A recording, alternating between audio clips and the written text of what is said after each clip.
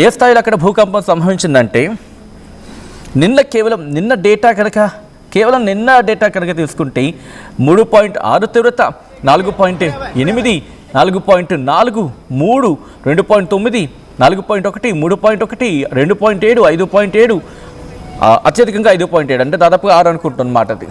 అలాగే 3.9, 3.9, 4.8 అంటే దాదాపుగా 11 సార్లు నిన్న వాళ్ళకి భూకంపం సంభవించింది. జపాన్లో నిన్న ఒక్కరోజే 11 సార్లు భూకంపం సంభవించింది.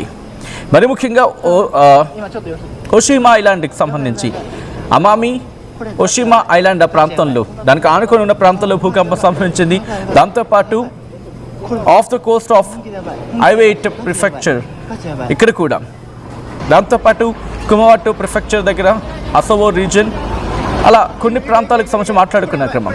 మరి ముఖ్యంగా ఈ 6 తీవ్రతకు మాట్లాడుకుంటోంది, కొన్ని సందర్భాలు 5.7 తీవ్రత అంటోంది.